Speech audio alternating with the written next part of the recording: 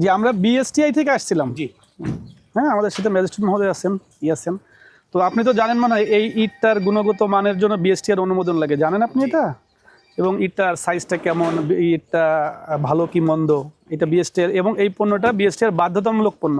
মানে আপনি এই পণ্যটা বাজারে বিক্রয় বিতরণ করতে গেলে বা উৎপাদন করতে গেলে বিএসটিআর লাইসেন্স নিয়েই বাজারজাত করতে হবে। আপনার কি বিএসটিআর লাইসেন্স আছে? আছে। নিয়ে আসেন, আপনি আমরা এখানে দাঁড়াই বিএসটিআর লাইসেন্সগুলো দিয়ে সার্বিক। আপনার কি লাইসেন্স আছে বিএসটিআর? আপনি প্রতিষ্ঠানের কি? আমি পরিচালক। পরিচালক হলে তো না সবই লাইসেন্স আছে বললাম না। আমি একটা জিনিস চেয়েছি, কি বলেন তো, কিসের লাইসেন্স?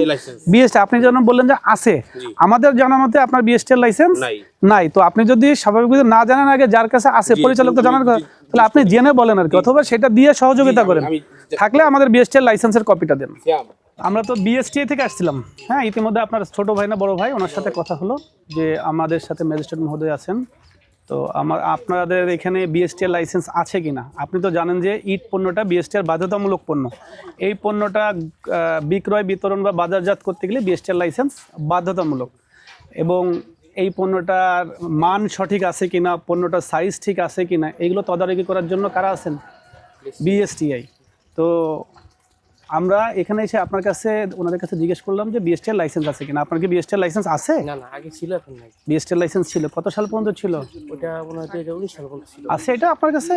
এখন এই বাটায় নাই, না অন্য এই ব্যাটারি লাইসেন্স আছে নাকি অন্য ব্যাটারি লাইসেন্স আছে? বিগত 2 বছর বন্ধ ছিল। আচ্ছা, আপনি বিএসটিআর লাইসেন্সটা কেন নেন নাই? বিগত আমলে আমাদের মন্ত্রী মহোদয় বন্ধ করে দিয়েছিল ইট বাটা। আচ্ছা, এটা কি গত বছর বন্ধ ছিল?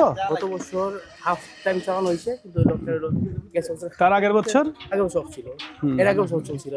কিন্তু আপনার তো গত বছর এসে আমরা বারংবার বলে গেছি, বা আপনার সাথে আপনি বলছেন যদি গত বছর বন্ধ থাকে, যেহেতু এখানে আছেন, আপনার যদি বন্ধ থাকে তাহলে তো আমরা বলতাম না, তাই না? আমরা জানতে চাইছি যে আপনার বিএসটিআর লাইসেন্স, আপনি তো জানেন যে বিএসটিআর 19 সালে, জানেন যে বিএসটিআর লাইসেন্স 19 সাল পর্যন্ত যদি থেকে থাকে বা কোনোটার, এবং আপনারা তো মানে বাপদাদার আমল থেকেই আপনারা ইটের ব্যবসায়ী করেন, এটা তো বিএসটিআর অনুমোদন লাগে। আপনি মালিক হিসেবে বলেন, এটা আপনি জানতেন?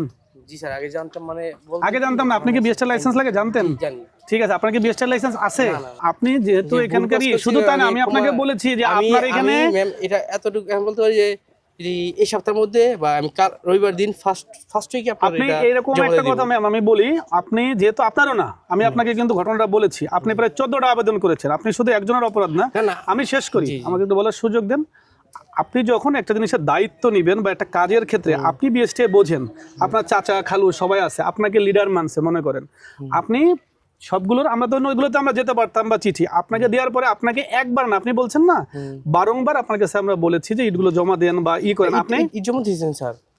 এটা কিন্তু ইট জমা দিয়েছিলাম না, ইট দেখেন, আপনি রিসিট দেখেন, ইট জমা দেন না, আপনি আবেদন জমা দিয়েছেন ওই বাটাগুলোতে। হ্যাঁ, যে ওই বাটাতে আমরা কিন্তু ইট জমা দিয়েছি। আপনার কাছে এখানে আসছে, এটার কি ইট ভাড়ার কিছু জমা আছে আপনার? এটা জমা নেই। ঠিক আছে, কথা বলে আবেদন জমা ছিল আর কি।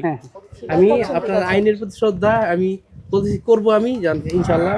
আমি আপনাদের কথা দিয়েছি, স্যারকেও কথা দিচ্ছি যে রবিবার দিনে ফার্স্ট উইকে আমি সম্পূর্ণটা পেড জমা দিয়ে, আমি টাকা পয়সা জমা দিয়ে। শুনেন, আপনাদেরকে যেহেতু বারংবার বলা হয়েছে, হ্যাঁ, আমরা এখানে আসি কখন জানেন? মোবাইল কোটার অভিযান আসে কি, যখন দেখা যায় যে অনেক ভালো ভালো কথা কাজ হচ্ছে না, তখন কিন্তু আমরা মূলত মোবাইল কোটা আসি। হ্যাঁ, আমরা এই যে ধরেন আইন শৃঙ্খলা বাহিনী সহ একজন ম্যাজিস্ট্রেট সহ যে এসেছি, অপরাধটা পাই যে এই একটা অনস্পট যদি আমি অপরাধটা আমার কাছে প্রমাণিত হয়, সেক্ষেত্রে আমারও তো আইনের একটা বাধ্যবাধকতা আছে, আমাকে অবশ্যই আপনাকে সেই ক্ষেত্রে পানিশমেন্ট ঘোষণা করতে হবে। হ্যাঁ, এবং আপনাকে যেহেতু আমরা অনস্পট এসে আপনার লাইসেন্স পাইনি, সুতরাং আপনি এখন পর্যন্ত আপনি সচেতন হন নাই, এই জন্য আপনাকে 2 লক্ষ টাকা জরিমানা করা হলো।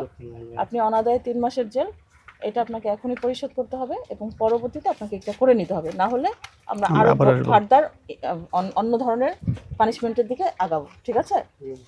ইভেন আপনার ইটভাটা বন্ধের সুপারিশ আমরা করতে পারি। ডিসি অফিসের সাথে আমাদের রেগুলার যোগাযোগ, তো আমরা তাকে এটাও বলতে পারি যে এই লাইসেন্সটা নাই, এই করুন। এটা হয়তো আপনাকে অন স্পট আপনি এখন জরিমানা দিবেন 2 লক্ষ টাকা এই ক্ষেত্রে, এবং আপনাকে কমিটমেন্ট আসতে হবে আমাদের সাথে যে আপনি আবার এই যে আমি অবশ্যই করব। পরবর্তীতে এটা যদি না হয়, আমাদের সাথে কমিটমেন্ট যদি আপনি রক্ষা না করেন, সেক্ষেত্রে আমরা আবার ডিসি অফিসকে চিঠি দিয়ে জানাবো। ঠিক আছে?